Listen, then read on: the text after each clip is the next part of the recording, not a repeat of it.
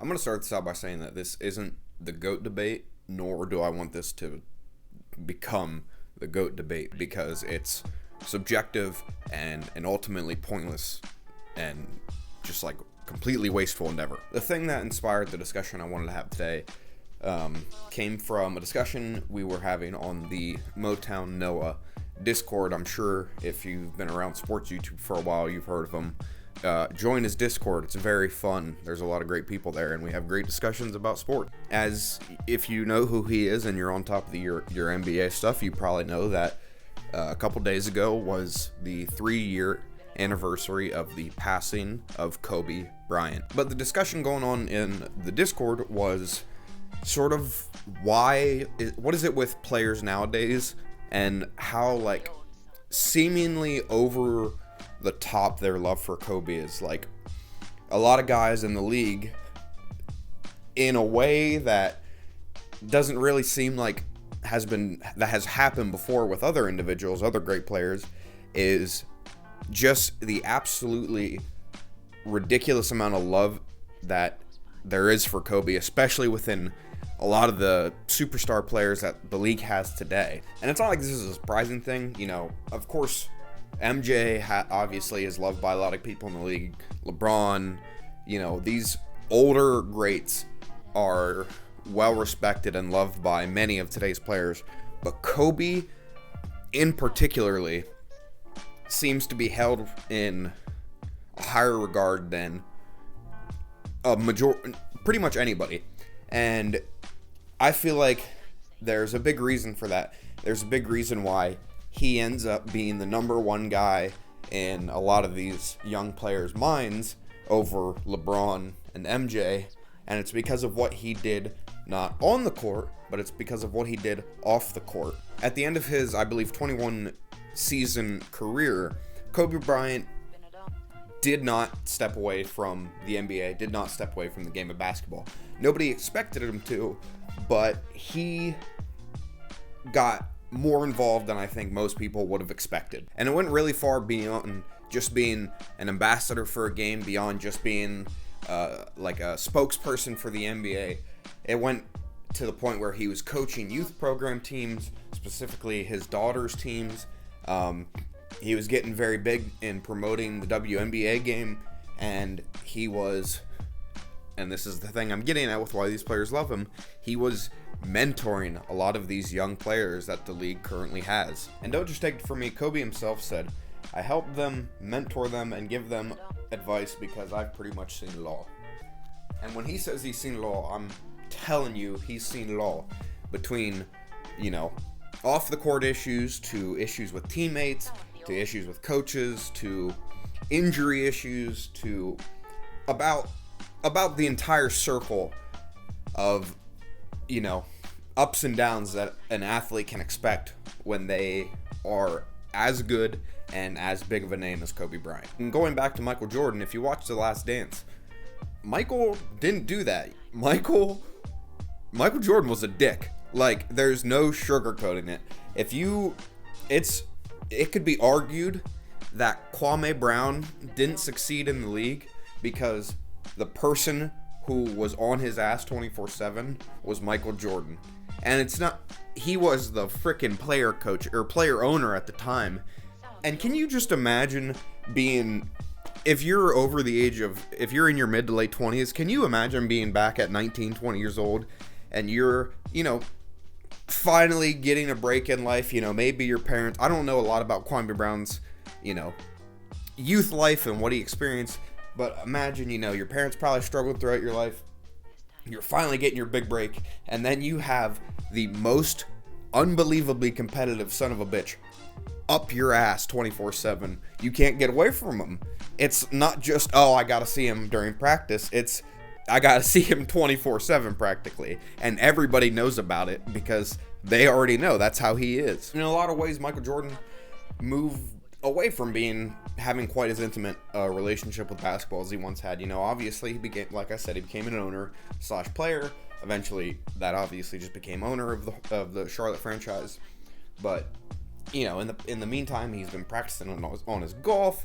He's been releasing the Last Dance documentary. You know, there's been a lot of things going on in Michael Jordan's life that you don't really see the players themselves talking about.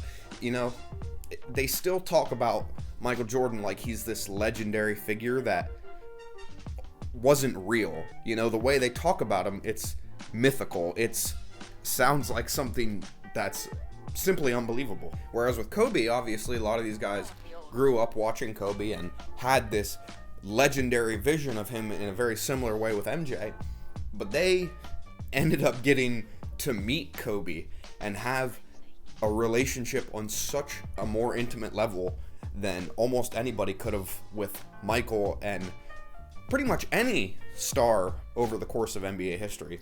I mean, you had somebody who turned around and essentially made it their goal to bring up the next generation of players. And back to the whole legend thing, you know, imagine a group of soldiers going to war and having this tremendous battle where they're, you know, outnumbered 20-1 and they still manage to defeat the enemy army, and at the end there's only one soul to tell the tale of all the heroes that there were. You know, they still, all those individuals, they become legends. But they become legends in this very detached way where everybody knows about them and everybody holds them in high regard, but it's not like anybody ever really got to experience who they were and maybe, you know, have a little bit of that greatness rub off on them. Compare that to the same battle where these soldiers overcome tremendous odds and they are actually able to return home and bring up the next generation of soldiers and, you know, show them what they experienced and teach them from that.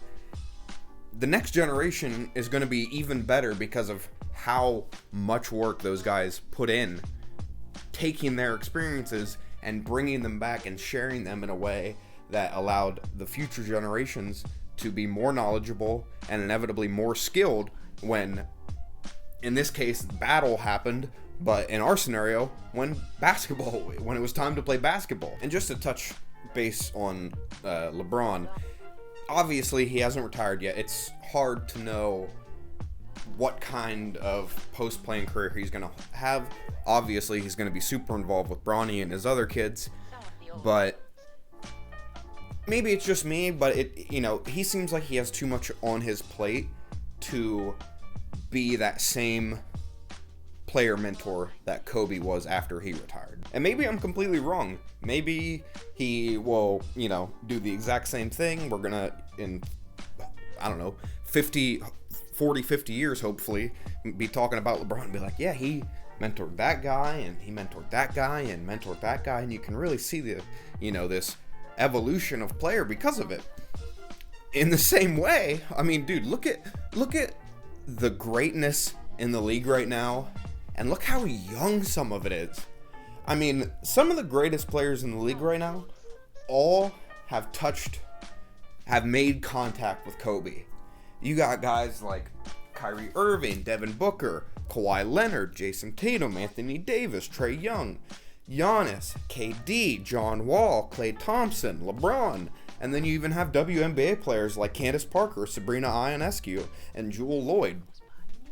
And these are all incredible players, and those are that's only a fraction of the people who have personal tales of Kobe Bryant and how they were touched by him and what he did after he was done playing basketball. If you noticed in the thumbnail, there's a very hidden Yoda, and the reason I did that is because in the Discord, when we were having this discussion in the first place, I likened Kobe to Yoda. I mean, think about Yoda's relation with Luke Skywalker.